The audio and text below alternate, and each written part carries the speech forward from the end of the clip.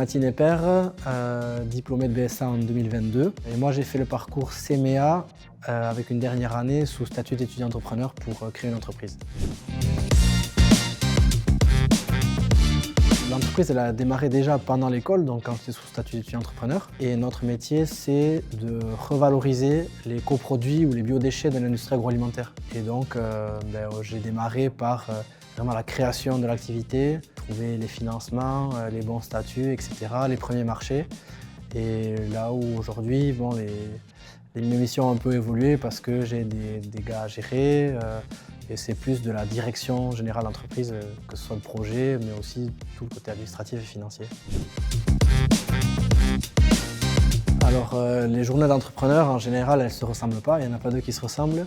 Mais si je devais résumer ça, je dirais qu'il y a une grosse partie de suivi, de management, parce qu'aujourd'hui j'ai 3 personnes qui travaillent pour moi et 2 associés.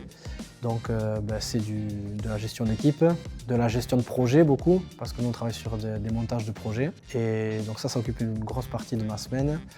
Et après, toujours en faisant suivre les sources de financement, et tout ce qui est de la prospection commerciale jusqu'à la livraison, facturation.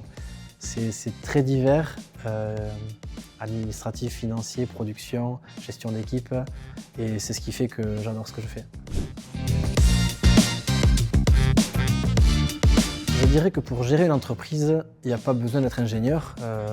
On le voit, il y a plein d'autres profils dans ces métiers.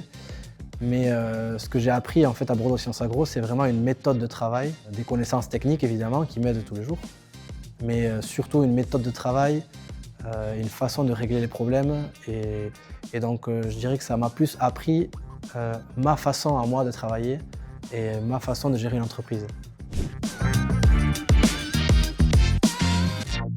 Malgré le Covid, j'avais eu la chance de partir quand même en Erasmus à Florence et j'ai trouvé cette expérience incroyable.